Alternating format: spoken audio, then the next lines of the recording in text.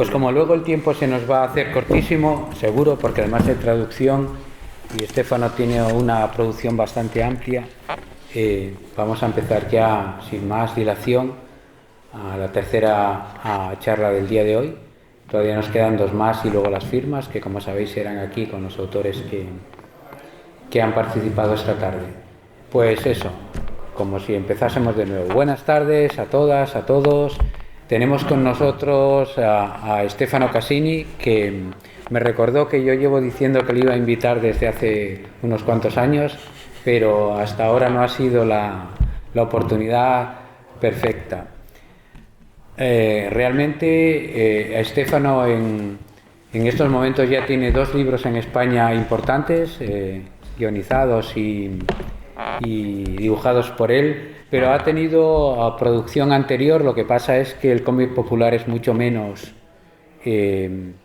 difundido y uno se fija menos en los autores y esto, pero en un personaje popular como Nathan Never, tiene varios en España. Yo me traje este porque es el que más me gustó de todos los Nathan Never publicados aquí de Stefano. Es decir, que ya tenía obra anterior a la entrada de Carten trayéndoslo. Como es la primera vez que estás con nosotros, pues hacemos un poco lo que acostumbramos en estos casos, que es hacer un poco de tu historia personal en el cómic, tus obras hasta ahora y esto. La próxima vez ya hablaremos a partir de la edición en España de La Espada y la Cruz. Pero ahora eso, queríamos que nos contases un poco, Stefano, cómo llegas al mundo del cómic. ¿Ya leías cómics de pequeños? ¿Fue algo que surgió? ¿Te gustaba dibujar, escribir? ¿Cómo es? Resúmenos un poco y luego hablamos un poco de tus libros. Ma non abbiamo tempo. No, non aveva tempo, faremo tutto il tempo possibile. Dunque io ho iniziato più di 40 anni fa praticamente, perché prima di diventare professionista io sono stato il fondatore di una rivista a metà degli anni '80 insieme a un collega che poi ha lavorato per Bonelli, per Zagor come sceneggiatore. Abbiamo fondato una rivista. Però in quel momento io ho fatto altri lavori, ho lavorato nella moda come stilista, come assistente di uno stilista, in pubblicità come account junior, e poi sono finito in una multinazionale americana come design coordinator.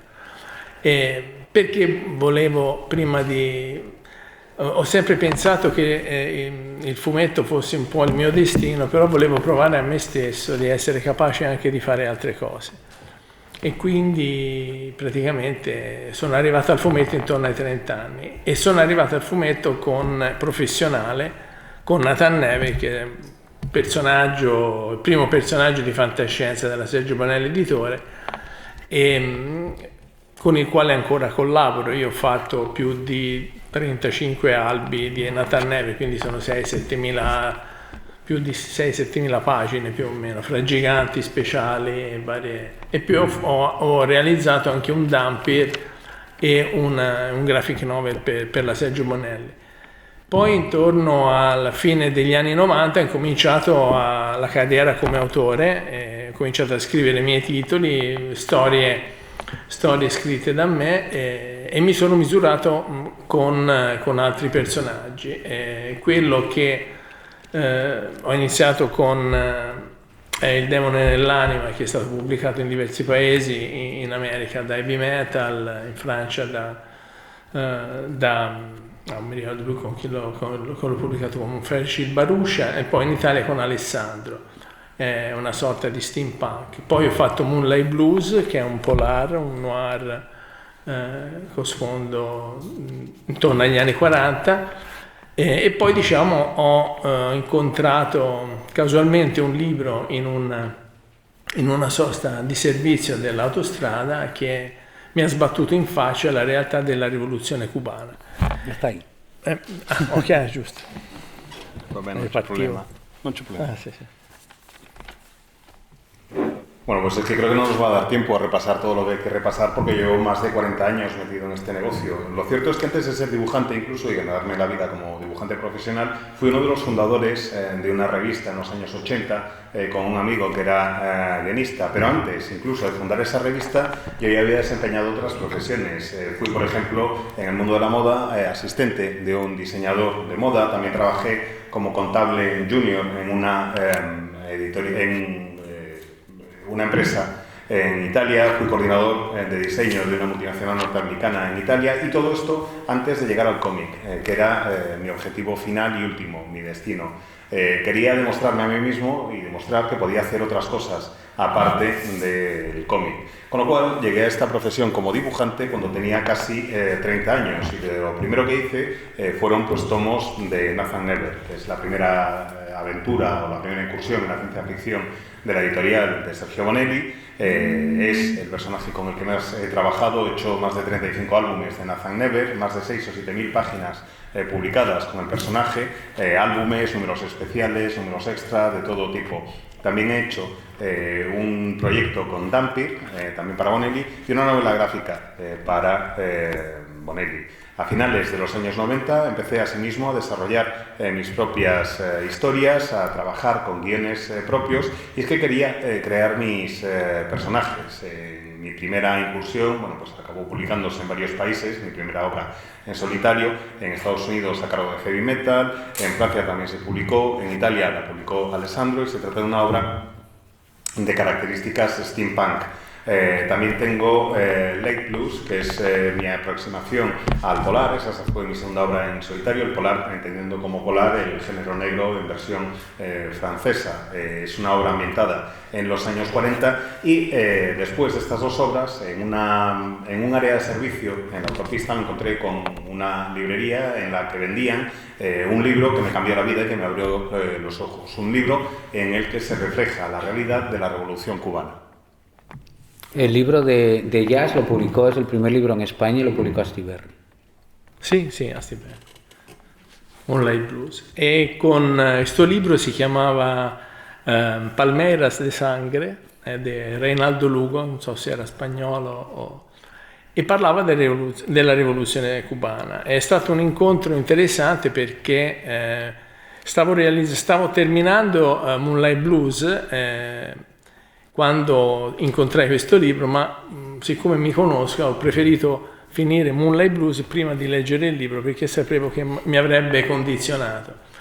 E niente, ho deciso di praticamente realizzare una storia che raccontasse più che la rivoluzione cubana, l'ambiente cubano negli ultimi 2 anni di rivoluzione. E per raccontare questa storia ho preso questo personaggio che credo sia quello in cui mi ci riconosco di più come autore, che è Nero Maccante, questo marinaio italiano che arriva a Cuba con un cargo portoghese e si ferma in un'isola semplicemente per rimanere lì qualche settimana, per riposarsi. E nel momento in cui arriva a Cuba, ora mi soffermo un attimo su Hasta la Vittoria, per il semplice fatto che ho saputo proprio ieri che il mio editore spagnolo Cartem lo pubblicherà l'anno prossimo, e quindi mi permetto anche di fare un po' una maggiore pubblicità, proprio perché tra l'altro lo dovrebbe pubblicare in un unico volume. Sono 4 volumi, sono usciti in molti paesi europei, e infatti quello che mi dispiaceva era proprio che la Spagna, che secondo me a livello culturale ho sempre pensato che lo avrebbe accettato molto bene, nessuno aveva mai trovato il coraggio per pubblicarlo, e quindi mi fa molto piacere. Però è uscito in 4 volumi singoli alla francese, e invece Cartem lo proporrà in un volume unico, quindi sarà un bello sforzo editoriale, però ci sarà la possibilità di leggerlo tutto intero. E diciamo l'idea di base di tutto la storia è appunto attraverso i personaggi di finzione, cioè inventati dall'autore, farli interagire con personaggi storici. Quindi attraverso l'interazione fra personaggi reali e personaggi storici cercare di raccontare non tanto in maniera didascalica tutta la rivoluzione cubana, ma capire com'era l'atmosfera di quegli anni in cui è avvenuto quello che in realtà Hollywood non ha mai voluto scoprire, al di là di Steven Soderbergh, che ha fatto 2 film in occasione del cinquantenario della vittoria della rivoluzione, ma è stato qualche cosa di assolutamente incredibile, perché se si pensa che soltanto 80 guerriglieri che arrivarono con il Granma attraverso il Golfo del Messico per approdare a La Habana riuscirono poi in realtà a ribaltare uno Stato che era armato completamente dagli Stati Uniti, e in un'impresa storica che credo abbia qualcosa dell'incredibile. Però ripeto, non è che ho raccontato in maniera didascalica la storia della rivoluzione, ma attraverso questi personaggi ho cercato di raccontare un po' l'atmosfera che si respirava alla fine degli anni 50. Vai.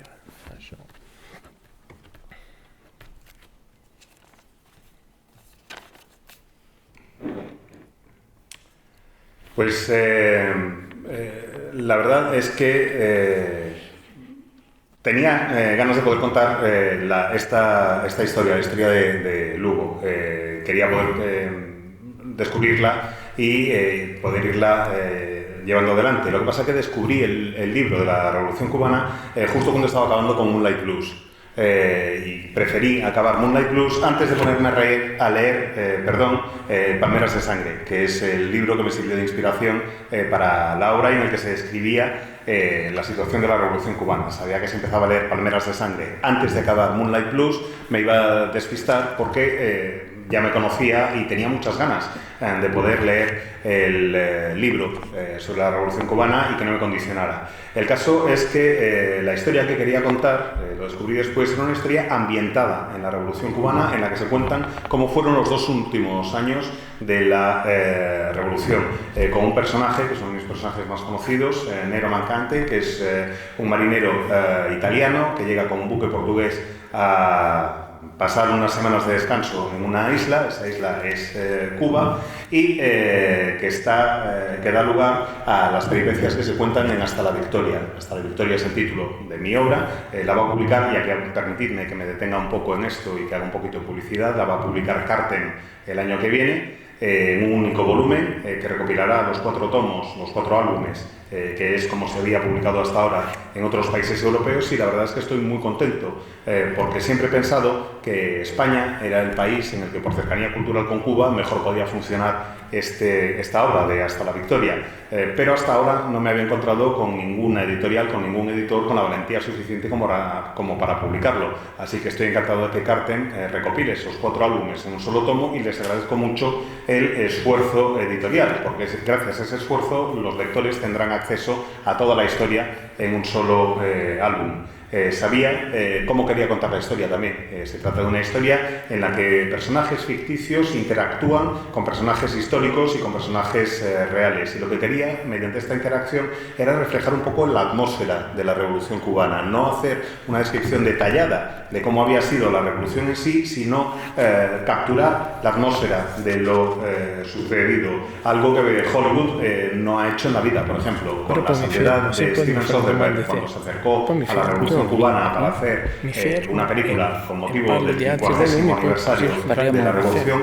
Hollywood no le ha prestado atención a una historia que me parece absolutamente increíble, porque si lo pensáis bien, la Revolución Cubana en realidad eran 80 guerrilleros que llegaron a la isla atravesando el Golfo de México en una embarcación, y que desde la costa avanzaron hasta llegar a tomar La Habana y cambiar el régimen y la situación que se vivía en la isla en aquella época. Cuba era en realidad un estado títere de Estados Unidos, y eso cambia gracias a esos 80 guerrilleros. Es una historia absolutamente increíble. No pretendo, como digo, hacer una descripción detallada de lo que ocurrió, de la historia de la Revolución, sino contar una historia basada en personajes, en la que se refleje cuál era la atmósfera que se vivía en Cuba a finales de los años 50. Pues paramos un momento y hablamos de algunos de estos libros. Una de las cosas más interesantes para mí de Stefano es que ha enfocado cada obra que ha hecho, de las que yo he leído, que no las he leído todas, pero tengo unas cuantas aquí en italiano y de las que se han publicado entre nosotros, es que sus estilos han ido cambiando. Cada obra tiene como un estilo diferente, ¿no? Las últimas, las editadas en España, que son de las últimas, tienen un estilo concreto, pero desde el principio, a mí este es el Nathan Never que más me gusta de los que ha hecho, porque el guión, que es de Meda, nosotros conocemos mucho a Bepi Viña, que es otro, pero a Meda yo personalmente no le conozco, pero esta es una historia de ciencia ficción que en realidad está basada en la matanza de My Lai de los Estados Unidos en la guerra del Vietnam, ¿no? De los americanos, y es tiene un estilo muy concreto, muy adaptado a Bonelli y entonces uno esperaba de un autor de Bonelli. Es muy difícil que los autores de Bonelli salgan a otro toque gráfico diferente, a otro estilo, porque es muy marcado cómo quieren que se dibuje en Bonelli. Sin embargo, yo la primera, yo no os lo leí por orden, pero el primero que leí de él es el de Demone en el Ánima. Sí. Que me hizo gracia y me lo compré sin saber lo que era, porque me daba la impresión de que estaba viendo a Sienkiewicz. Es Bill Sienkiewicz. Dije, Dios mío, un italiano que es un socias de Bill Sienkiewicz.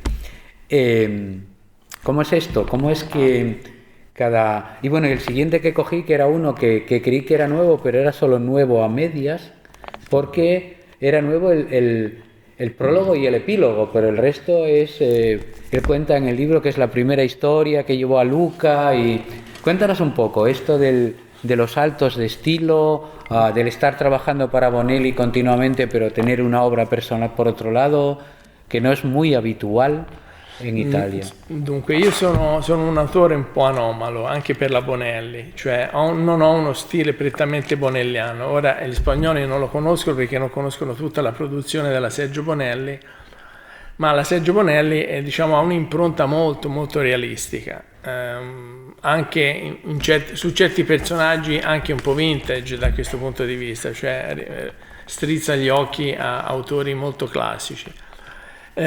Però quando iniziammo con Nathan Never, Bonelli, non so se in quel momento ebbe un momento di chiarimento con se stesso e ci concesse, una libertà grafica molto più ampia del solito, anche a livello di impostazione della pagina, che era molto classica. E questo mi ha permesso di entrare all'interno dell'equipe del team della Sergio Bonelli, pur essendo un po' più autore e un po' meno disegnatore classico. Il salto in realtà, io perché poi cambio stile per modo di dire, però effettivamente ho avuto una certa evoluzione, ma ho avuto una certa evoluzione perché io sostanzialmente mi annoio, cioè mi rompo le scatole a fare sempre le stesse cose, e quindi ho sempre cercato di applicare delle piccole novità che mi permettessero di divertirmi. Ecco, io la fortuna di aver fatto questo lavoro per tutti questi anni è perché l'ho fatto cercando di divertirmi. Nel momento in cui mancava lo stimolo del divertimento, per me era cercare di cambiare quelle piccole cose che mi permettevano di, non dico tanto di cambiare il disegno, ma avere un approccio diverso nel momento della sua realizzazione.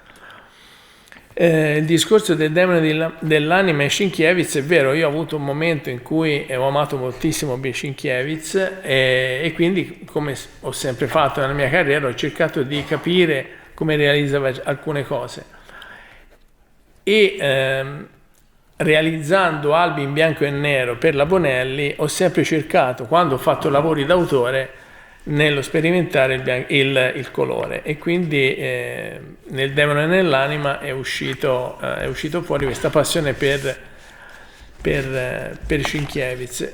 L'albo subito dopo, che te non hai, che si chiama Il buio alle spalle e che è stato pubblicato anche in Spagna probabilmente, no, in Portogallo, non in Spagna, e dove io continuavo un po' lo stile di Sienkiewicz, è stato l'ultimo che ho fatto con quello stile. Perché ho smesso perché mi sono accorto che mi mancava quell'entusiasmo per terminarlo, cioè era diventata una questione di maniera, era un po' messo così, tempo, dai.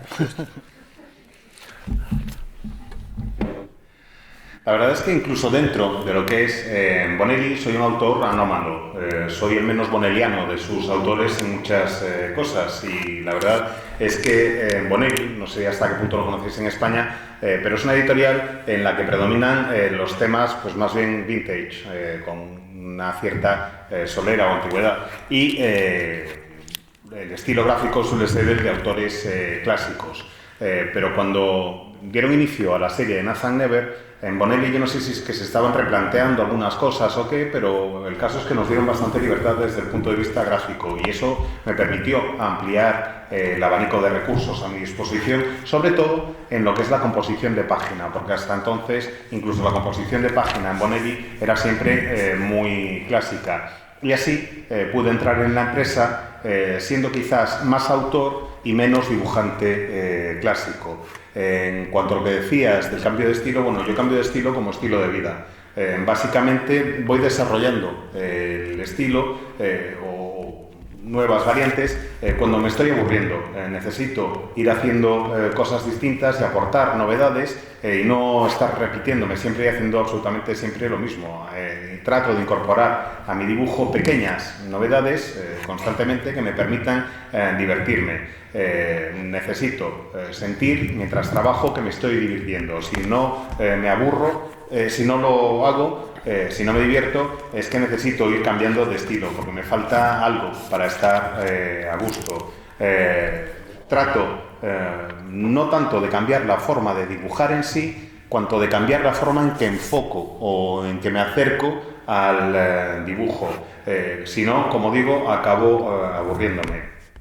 Y es verdad que en Demonio en el Ánima, como bien decías, hay un toque Sienkiewicz muy claro. Y ese toque se debe a toda una serie de cuestiones. Y es que, por una parte, Sienkiewicz me encanta. Me ha gustado mucho durante bastante tiempo y quería probar a ver si era capaz de entender y de hacer las cosas que él hace en la página. Además, en blanco y negro, además en Bonelli siempre publicaba en blanco y negro. Y quería crecer como autor, experimentar un poco con el color. Demonio en el Ánima, efectivamente, es un reflejo de mi pasión por Sienkiewicz. Y luego hay otro álbum, que es el siguiente, que creo que andaba por ahí también, que se llama Buio al Spale, que se ha publicado en portugués, pero no en España. Y ese es el último álbum en el que sigo la senda estilística de Sienkiewicz.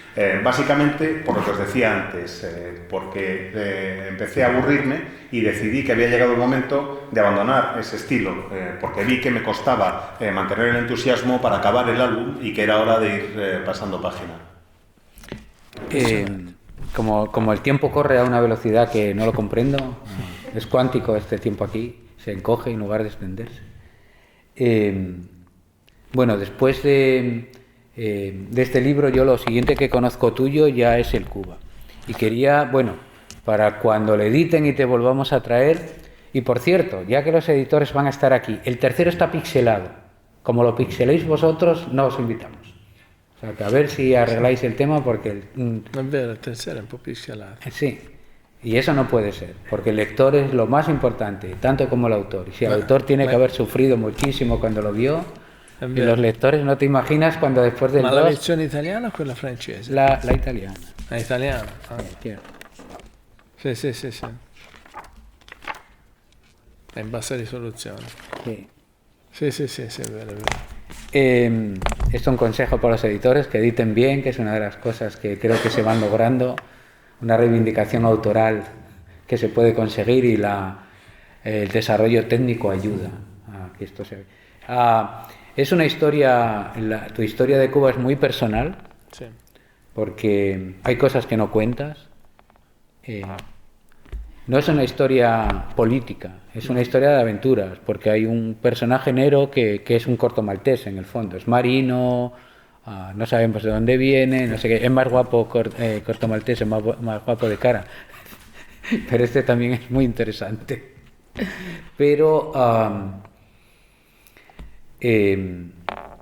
como obra completa quedaste satisfecho, porque es una obra que te ha llevado mucho tiempo hacerla, quedaste satisfecho cuando ahora la ves en bloque, ¿era esto lo que tú querías contar? Non ho capito l'ultima cosa. Sì, era quello che tu volevi raccontare. Sei soddisfatto col risultato Sì, finale? è l'opera che credo mi rappresenta più di tutte, anche perché è quella che in 4 volumi, quindi in 200 pagine, mi ha dato la possibilità di articolare la narrazione in maniera un pochino più complessa.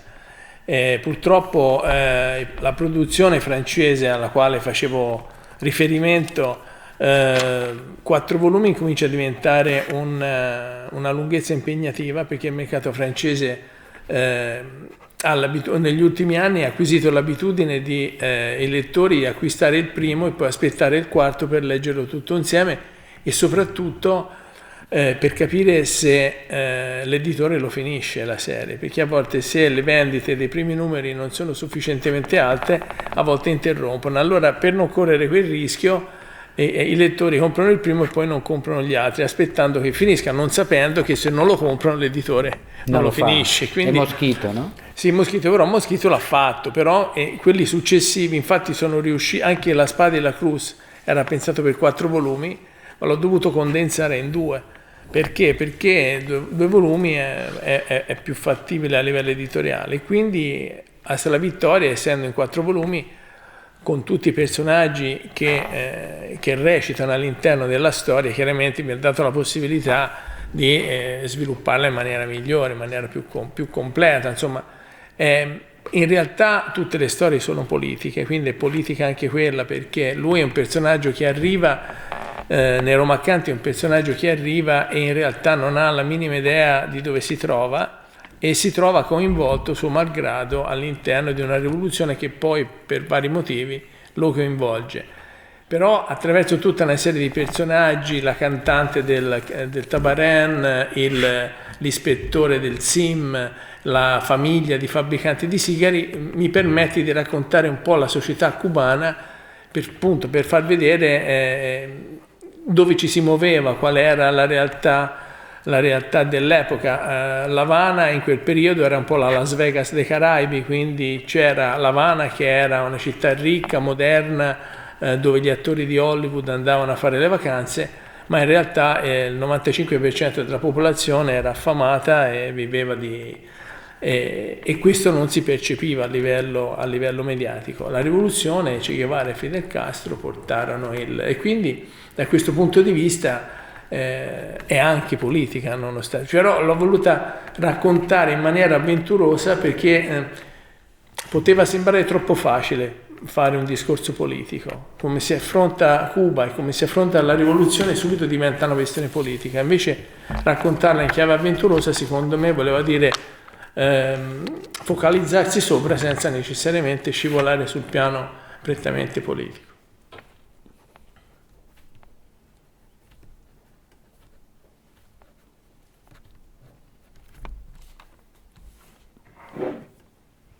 Pues la verdad es que es una obra que estoy encantado de haber podido hacer, porque creo que representa en gran medida lo que es el ideal para mí como autor. Fueron más de 200 páginas repartidas en 4 volúmenes y me permitió articular el relato de una manera realmente muy compleja, que es lo que perseguía. En Francia se publicó en 4 volúmenes y me considero muy afortunado por ello, porque hubo un compromiso por parte de la editorial, y es que en los últimos años en el mercado francés se está dando un fenómeno bastante frecuentemente, y es que el lector o los lectores compran el primer tomo de una serie y luego se esperan, si es una en 4 volúmenes, por ejemplo, a que salga el cuarto antes de comprar los demás.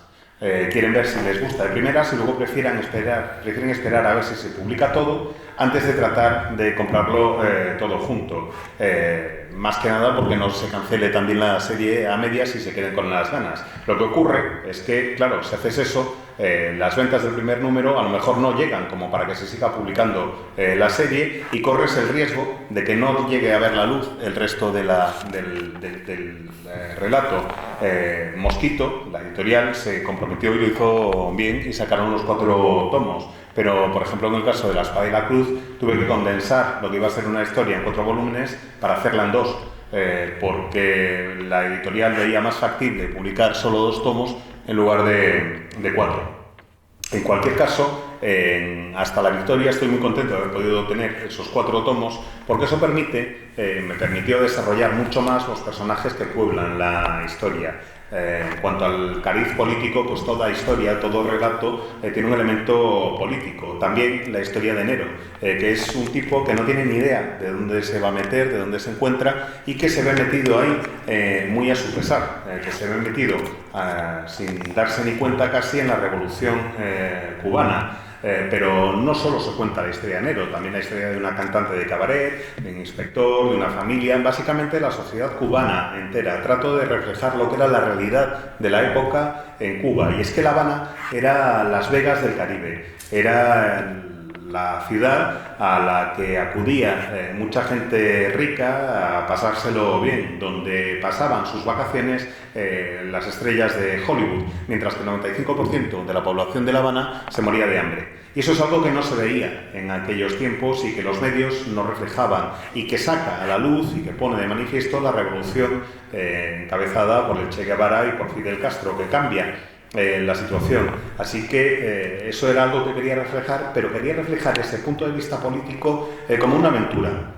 Prefería eso porque me parecía que era más fácil y que era mejor hacerlo así que tratar de presentarlo como un discurso puramente político. Me parecía que si te vas a poner a hablar de la Revolución Cubana y lo haces desde una perspectiva puramente política, resulta lo más fácil. Prefería abordarlo como si fuera una aventura, sobrevolando un poco a través de esa aventura o viendo a vista de pájaro lo que era la revolución y sus elementos políticos. El tener 4 libros, sin duda, 4 volúmenes, le dio más densidad a la historia, que es una cosa que a veces en el cómic falta, densidad en el relato, pero supongo que mientras lo estabas haciendo otras cosas también. A lo mejor Bonelli, fue todo... Cuéntanos un poco il processo, perché sono 4 libri. Sono 4, no, sì, praticamente lavoravo tutto l'anno per Bonelli e poi, diciamo, d'estate tendenzialmente mi dedicavo. La cosa curiosa è che lo stile di Cuba non è lo stesso stile di Nathan Neve, per cui quando alternavo praticamente, facevo una quindicina di giorni nelle tavole di Nathan Neve e poi mi fermavo, però quello che ho notato curioso, però è curioso fino a un certo punto, nel senso che evidentemente l'artista, la testa dell'artista ha bisogno di fermare. Io avevo bisogno di 1 o 2 giorni di stand-by, cioè come se dovessi resettare la mia mentalità per affrontare una modalità diversa di realizzare la storia. Tra l'altro questi 4 volumi non sono nati tutti di getto, cioè io ho buttato giù una traccia di tutti e 4 volumi, però li ho scritti in 4 anni diversi, cioè quindi non è che ho scritto tutta la storia e poi l'ho disegnato, ho tracciato praticamente una sorta di scaletta di tutta la narrazione della storia e poi ho realizzato la prima storia, la prima sceneggiatura per il primo volume, poi l'ho realizzato, poi ho fatto di nuovo la sceneggiatura e cioè praticamente sono andato avanti di pari passo sia con la scrittura che con la sceneggiatura e ho avuto praticamente il Jean Giraud e Moebius, cioè praticamente sono stato come Jean Giraud quando facevo Nathan Neve e Moebius quando facevo con le dovute proporzioni, ovviamente. Niente, quindi però è stata un'esperienza bellissima perché mi ha dato moltissime soddisfazioni. Mi piace ricordare un evento particolare. Quando è morto Fidel Castro qualche anno fa, casualmente quel fine settimana io ero in Francia a Belgarda a un festival e un amico mi manda su WhatsApp e mi manda la notizia: guarda, forse non lo sai ma è morto Fidel Castro.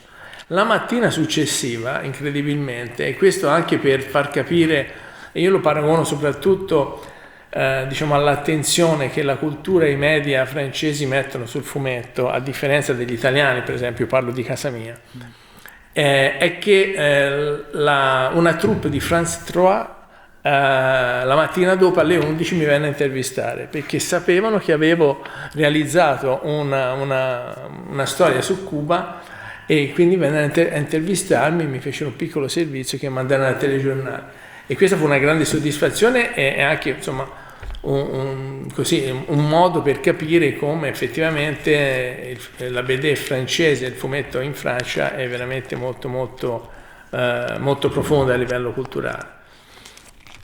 Quindi è una storia che mi ha dato moltissime soddisfazioni, ecco, diciamo basta, sei chiuso, time, ne parlo. Non c'è problema. Es el director, tiene estas cosas. Bueno, pues la verdad es que durante los años que he estado trabajando para Bonelli, básicamente dedicaba gran cantidad del año a trabajar para ellos y en este caso concreto el verano lo dedicaba a otros proyectos. En el caso de Cuba, obviamente el estilo es muy distinto al que utilizaba en Nathan Never y me di cuenta de que no podía hacerlo de dibujar una página de Nathan Never y luego cambiar y pasar a hacer una página de Cuba. Necesitaba una pausa, necesitaba una interrupción, necesitaba, pues no sé, yo creo que los dibujantes, los artistas, necesitamos resetear la cabeza de vez en cuando, parar un poco para pasar de un estilo a otro, dejar la cabeza en stand-by, resetearla y luego poder empezar a contar la otra historia que tenemos dentro de nosotros. En cuanto al guión y demás, no lo escribí todo al mismo tiempo. Hice como un esqueleto, como el argumento de los cuatro volúmenes, sabía por dónde iban a ir los tiros, pero luego preparé una escaleta y después el procedimiento fue el siguiente. Escribí en un verano el guión detallado del primer volumen y me puse a dibujar también ese primer volumen. Cuando acabé, al año siguiente, pasé a hacer el segundo guión y el segundo dibujo, el dibujo del segundo volumen. Y fue siempre así, haciéndolo paso a paso y en paralelo. Digamos que fue un poco mi fase Jacques Giraud, Moebius. Con le dovute proporzioni. Lo so, no, ma arrivo adesso. Era Giraud cuando trabajaba para Bonelli y Moebius cuando trabajaba por mi cuenta, y cuando hago esta comparación, por favor, la hago salvando las distancias. El caso es que fue una experiencia realmente muy satisfactoria. Me gustó mucho poder hacerlo y me ha reportado este proyecto cosas extraordinarias. Recuerdo, por ejemplo, un detalle que siempre me hace bastante gracia, es que cuando murió Fidel Castro, yo estaba aquel fin de semana en un salón del cómic en Francia y un amigo me mandó un aviso por WhatsApp, un mensaje diciéndome: oye, que se ha muerto Fidel Castro. Total, que a la mañana siguiente me levanto y, bueno, sabéis que en Francia se le presta mucha atención en los medios de comunicación generalistas a la BD, al cómic francés. Y tanto es así que a la mañana siguiente, como os digo, me levanto y me encuentro con que se pone en contacto conmigo un equipo de noticias de France 3, que es una de las cadenas de televisión francesas, que me dicen que me quieren entrevistar porque sabían que yo había publicado esa historia sobre la Revolución Cubana y querían hablar conmigo. Y a mí me vino de maravilla porque aparecí en el telediario de France 3 haciendo publicidad de mi libro. En fin, eso es simplemente para que os deis cuenta de cómo se trata a la BD o al cómic en Francia, de la importancia que tiene y de la profundidad que se le da desde el punto de vista cultural. Y como digo, se trata de un proyecto que me ha generado muchísimas satisfacciones. Bueno, como le estamos haciendo publicidad al nuevo libro, ya antes de que salga, pues cuando salga hablaremos de él más detalladamente, cuando vuelvas a hablar de la edición española del Cuba. Pero lo que cuentas es interesante porque como yo lo leí todo junto, me los compré y cuando los tuve los leí. Bueno, de hecho tú me diste el primero en un festival en algún sitio, que no es este. Era otro ejemplar y me lo diste para que lo leyera, cosa que yo evidentemente no hice, y ya cuando los tuve todos fue cuando lo leí. Yo lo he leído todo seguido, que es una forma de leer diferente a leerlo de uno en uno o a leer en entregas, y me llamó la atención esta fórmula, ¿no? Porque el último es mucho más, a ver cómo decirlo, folletinesco, ¿no? En el sentido de, bueno, hay muertos que viven, es mentira, ¿no? Pero para no hacer ningún spoiler. Cosas que no suceden en los anteriores, lo que puede ser una evolución narrativa, ¿no? De cada uno enfocar una cuestión diferente, porque hay muchos personajes en la historia, cuentas muchas tramas y subtramas, saltos, Y dicho así, que lo has hecho contando cada álbum, no una historia desde el principio, sino poco a poco, la lectura toda junta se ve che adquiere otra dimensione.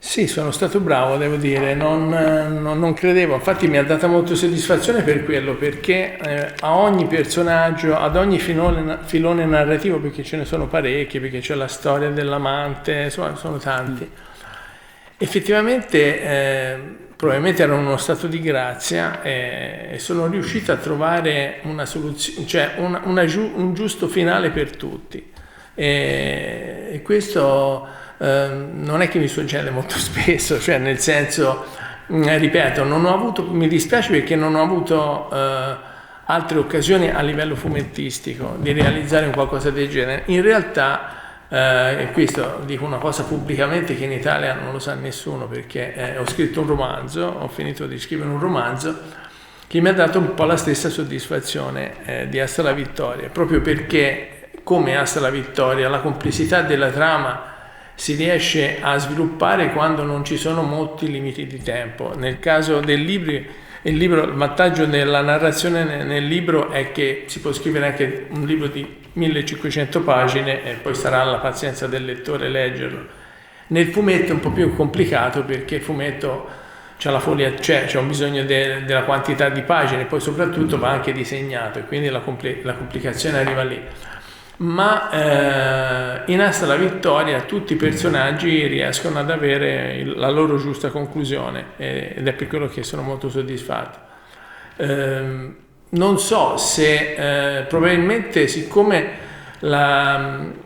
l'andamento annuale della stesura dei testi credo sia andato anche di pari passo come maturazione di autore, quindi io sono cresciuto insieme a Hasta la Vittoria, e quando sono arrivato a realizzare il quarto probabilmente i fili sono riuscito a tirarli tutti, proprio perché questo realizzarlo step by step praticamente mi ha permesso anche di crescere come autore.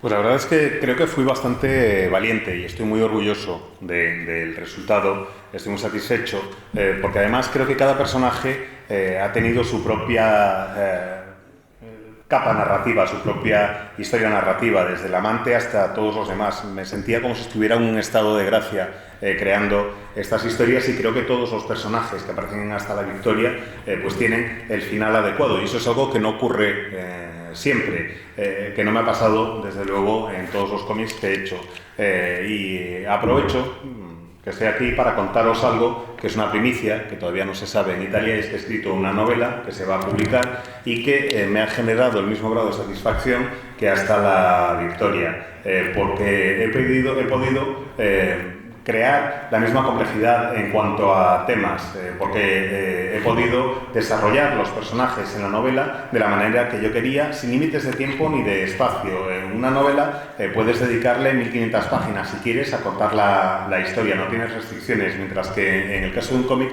tienes que sintetizar y condensar mucho más, es mucho más complejo. Creo que en la novela he conseguido contar la historia de todos los personajes protagonistas como yo quería, y eso es lo mismo que me sucedió en Hasta la Victoria. Por eso estoy tan satisfecho. Además, me parece que el enfoque que os he ido describiendo me permitió ir creciendo al mismo tiempo como autor. Yo sentía que crecía como autor según iban creciendo el número de páginas de Hasta la Victoria. Y creo que este enfoque de hacerlo paso a paso me ha permitido irme desarrollando desde ese punto de vista. Por eso me parece que en el cuarto confluye todo lo que había hecho hasta entonces y se culmina ese crecimiento. Volevo dire una cosa, volevo fare il paragone con La Lama e la Croce, che era stato concepito per 4 volumi, e chi lo leggerà, chi avrà modo di leggerlo, potrà capire, si può vedere come anche in La Lama e la Croce ci sono molti elementi che potevano essere sviluppati. È semplicemente più condensato proprio perché da 4 volumi sono dovuti diventare 2, e di conseguenza altrimenti anche quello poteva avere, diciamo, degli snodi narrativi interessanti, perché nella Spada e la Croce ci sono c'è l'enigma della guerra dei 30 anni, che è stata una guerra che proprio per la sua lunghezza quasi nessuno a livello fumettistico si è preso la briga di raccontare, perché è molto complicata. Ecco, un po' il tentativo sarebbe stato lo stesso, tant'è vero che la formula è la stessa di Hasta la vittoria, cioè ci sono dei personaggi realmente esistiti, personaggi condottieri, re che sono esistiti, che interagiscono con dei personaggi di finzione. Il problema è che essendo più condensato, chiaramente diciamo, gli sviluppi narrativi sono un po' più poveri. Volevo dire questo. Y me gustaría añadir una cosa, y es establecer un paralelismo entre Hasta la victoria y La espada y la cruz. Porque en La espada y la cruz, que iban a ser, como os dije, 4 volúmenes, acabaron siendo 2, pues seguramente el lector se dé cuenta de que hay elementos que se podrían haber desarrollado mucho más, pero como tuve que condensar la historia de 4 a 2 álbumes, pues se quedaron algunas cosas que no podía, que no desarrollé desde el punto de vista narrativo en su totalidad. Además, estoy muy contento también con La espada y la cruz porque es un tomo en el que lo que hago es contar la historia de la guerra de los 30 años. Estaba hablando de La espada y la cruz, estás poniendo empeños. Hay que ir siempre sobre el futuro. Puse mucho esfuerzo en poder contar esa historia, casi nadie se ha tomado el esfuerzo de poder contar esa historia. Es una guerra tan larga de los 30 años que casi nadie ha tratado de abordarla en el mundo del cómic. Y desde el punto de vista narrativo apliqué la misma fórmula que en el caso de Hasta la victoria, es decir, la interacción entre personajes reales y personajes ficticios. Me gustó bastante, pero creo que desde el punto de vista narrativo y de desarrollo queda en algunos elementos quizás un poco pobres hasta cierto punto, porque no pude desarrollarlos todo lo que me hubiera gustado. Y antes de que se pongan nerviosos los editores, y como él ya empezó a hacer la publicidad de los libros actuales, empecemos por Mimbreños, ¿no? Ya para hablar de ellos, que sí es una historia que comienza y acaba, es una anécdota, es el oeste, que nos viene muy bien porque este año tenemos la exposición dedicada al western en el cómic. ¿Y por qué hiciste Mimbreños? ¿Cómo te surge esta idea?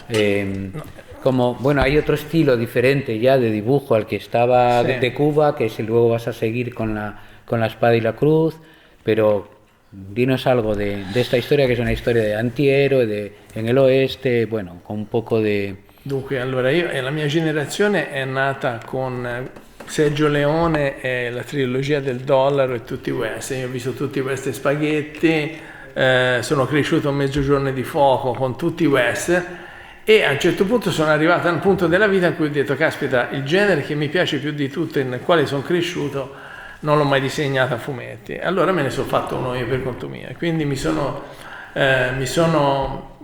Però il problema è che lavorando con una casa, cioè problema, non è un problema, è un dato di fatto, cioè il fatto che lavorando con una casa editrice francese, diciamo lo standard di pagine di un cartonato sono 48 pagine, quindi 48 pagine insomma non è che si può raccontare storie lunghissime. Però insomma mi sono messo lì e mi sono scritto questa storia in cui anche lì ho messo tutta una serie di elementi storici che la casa editrice è stata bravissima a sottolineare con una presentazione molto puntuale, molto precisa, in cui è andata a prendere tutti i riferimenti storici che ci sono, perché ci sono i bushwalkers che erano dei guerriglieri, dei sudisti, insomma c'è tutta una serie di elementi che loro hanno individuato e li hanno inseriti in una presentazione molto bella, anzi probabilmente la più bella in assoluto che mi sia mai stata fatta e che credo sia stata fatta per un western. E ho preso un personaggio che prendeva dei riferimenti, anche se l'ho stravolto completamente, da Blueberry. Come si fa a prescindere da Blueberry, no? E quindi sono cresciuto con Blueberry e con Giraud e quindi ho creato questo militare. In realtà nella mia testa c'era anche molte altre avventure, già me lo vedevo proiettato su Little Big Horn, insomma in varie altre situazioni, e mi sono divertito a scrivermi una storia per mio semplice piacere, e anche qui ho fatto la stessa cosa, cioè ho cambiato, cioè non è che ho cambiato stile di disegno, ho cambiato gli strumenti, quindi ho utilizzato una carta più ruvida e ho utilizzato invece di fare il ripasso a china ho fatto semplicemente la matita, una matita piuttosto grassa, quindi un tratto piuttosto sporco che secondo me si addiceva bene alle sabbie del deserto dell'Arizona e del Nuovo Messico, e quindi mi sembrava che caratterizzasse molto bene diciamo, la storia. Inoltre, con la porosità della matita mi permetteva di realizzare tutte le mezze tinte, tutti i grigi, attraverso una pressione maggiore o minore e poi vabbè, una colorazione con tinte molto calde. Penso che tutto sommato mi sono divertito a farle, quindi... ¿El color es directo o no, col digitale quello, sì. I colori diretti li ho fatti nelle ultime 2 graphic novel che non sono uscite in Spagna, e lì ho usato l'acquerello. E poi poi c'è l'altra avventura di Nero Marcanti, perché Nero Marcanti dopo Hasta la Vittoria fa un'altra avventura addirittura.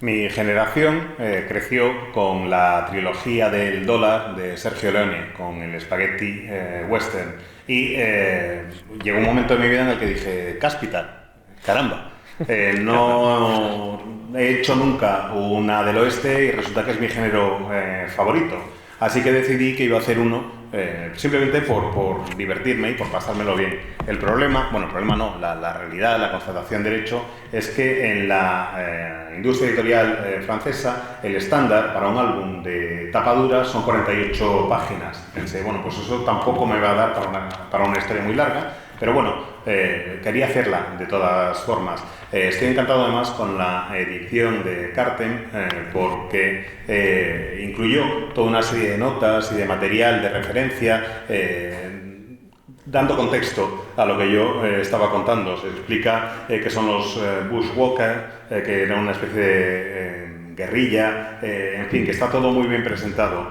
y estoy muy contento con el contexto que se le da a la historia. En cuanto al personaje, quise hacer una especie de Blueberry, pero dándole totalmente la vuelta a lo que es el personaje original de Jean Giraud, porque, en fin, tratar de hacer un western y no tener presente a Blueberry es prácticamente imposible. Lo que quería era que fuera, a partir de ahí, darle la vuelta al personaje. Yo me lo imaginaba como un soldado, un aventurero, y tenía en mente varias aventuras más, un proyecto para contar una historia suya en el sur, en fin, que me divertí mucho haciendo esta historia, perdón. No es que cambiara exactamente de estilo de dibujo, sino que lo que cambié fueron las herramientas que utilizo para dibujar. Por ejemplo, usé un papel de un gramaje superior y más poroso. En lugar de pasar a tinta el dibujo, utilizaba un lápiz muy graso y traté de hacer un trazo más sucio de lo habitual, por lo menos esa era mi impresión, porque creo que eso le iba muy bien a la historia y que servía bien para reflejar las arenas del desierto de Arizona y de Nuevo México. Además, al ser más poroso el lápiz, podía ir jugando con la presión que ejercía sobre el papel para ir cambiando un poco el estilo de dibujo, presionar más o presionar menos cuando hacía las páginas. Y en el color lo que traté es de utilizar tonalidades más cálidas también. En este caso era color digital, pero en mis 2 últimas novelas gráficas, que no se han publicado todavía en España, el color es tradicional con acuarelas en este caso. Además de todo esto, tengo también otro álbum de las aventuras de Nero, que creo que todavía que no se ha publicado todavía, que no se ha visto en España. Pues a mí el personaje que más me gustaba ya no lo voy a volver a ver, que es el del hermano, que era el mal. Non ho capito. Quel personaggio che a me piaceva di più, non lo vedrò. Il fratello. Nero Marcanti. No, il fratello. Della storia, il fratello è il meglio personaggio. Qualcuno deve morire sempre. Ma è il meglio. Alguien tiene que morir siempre. Sí. Bueno, ya no nos queda tiempo, así es que de la cruz, de la espada y la cruz, vamos a hablar muy poquito. Lo mejor es que os lo compréis, os lo leéis y que os haga un maravilloso dibujo. Es como de Mimbreño, es una edición extraordinaria, súper bien cuidada, súper bien hecha y con una historia también bien compleja de saltos temporales, de saltos de lugar, personajes y protagonistas que se acabarán juntando, pero que están todos separados, para ir formando. Es súper aconsejable, como nos queda muy poquito tiempo, muy breve, ¿por qué esta historia y cómo has quedado satisfecho, por lo que decías antes bastante, del risultato finale? Sì, allora, sono molto soddisfatto del risultato finale, ma la storia, devo dire la verità, e qui è uno scrittore spagnolo che mi ha ispirato, perché io ho letto le avventure del capitano alla triste di Pérez Reverte. No digas esto, è meglio che te lo salti. e mi ha appassionato molto. Poi tra l'altro ho visto anche il film con Viggo Mortensen e quindi mi ha ispirato anche dal punto di vista... Viggo Mortensen bien. Il resto male. Il resto male, sì, no, però è l'atmosfera, cioè anche lì era l'atmosfera degli anni 30 che mi ricordava molto il western, è molto western, cioè è molto poco ricco, molto sporco, molto sudicio, questa cosa mi era piaciuta molto. Però la cosa che mi piaceva raccontare era la guerra dei 30 anni, cioè che secondo me è un momento una pagina di storia che pochi conoscono perché è molto complicata, un po' perché è durata 30 anni, un po', ma è la prima vera guerra mondiale che coinvolse l'Europa da sempre, prima di tutto, e quindi c'erano le grandi potenze, c'era la Spagna, la Francia, la Germania che era disunita, e quindi chiaramente non potevo raccontare una storia lungo 30 anni, e ho cercato di inserirla all'interno di questo contesto. Una grande ispirazione me l'ha dato un libro di un italiano che non so se è stato pubblicato in Spagna, che è L'Eretico, è di Alan Altieri, sono 3 tomi molto, e parla proprio della guerra dei 30 anni, e lì ha squarciato un po' il velo su questo momento storico, che mi ha dato lo spunto per creare la vicenda di questi 2 fratelli che vengono separati alla nascita per problemi familiari, per problemi di invidie fra fratelli, e che alla fine si ritrovano, dopo 20 anni, si ritrovano inconsapevolmente in un momento storico preciso, anche quello, che è la rivolta contadina dell'Alta Austria, che era stato un momento storico in cui i contadini dell'Alta Austria, vessati dalle tasse appunto per sostenere le guerre, e si rivoltarono contro i loro padroni ed ebbero una serie di vittorie molto, molto importanti contro l'esercito imperiale, che poi ci venne mandato alla fine di settembre, venne mandato un esercito comandato da Pappenheim, che era un colonnello delle guardie imperiali, dei mercenari, perché in realtà nella guerra dei 30 anni gli eserciti non esistevano, erano tutti mercenari. E quindi niente, insomma, ecco, la storia mi è sembrata abbastanza molto stimolante, perché mi ricordava chiaramente i romanzi di Dumas e dei Tre Moschettieri, però fatti in chiave, western, così. Dumas bien, Reverte mal. Dumas bien, Reverte mal.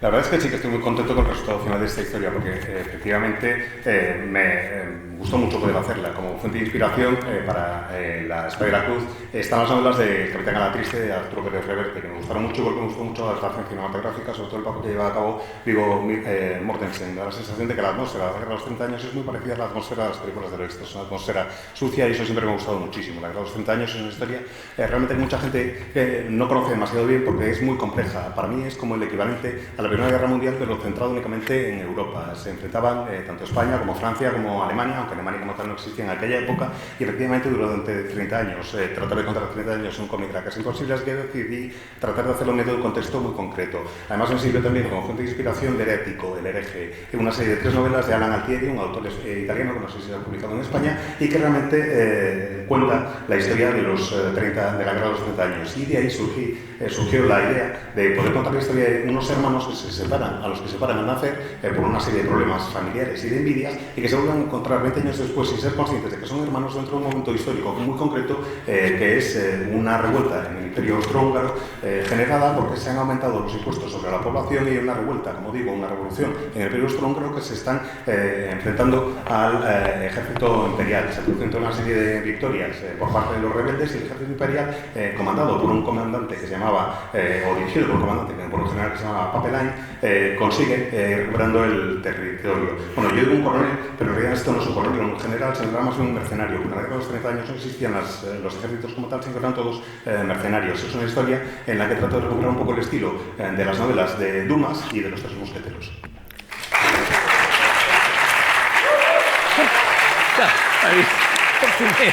Y ahora traer el pulmón de acero. Usain Bolt.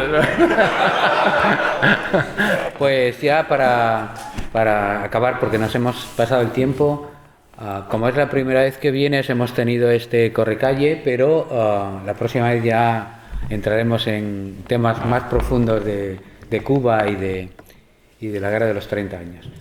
La forma de darte las gracias por haber venido al final hasta aquí es este aplauso que te vamos a dar, y luego va a estar firmando aquí todas estas cosas.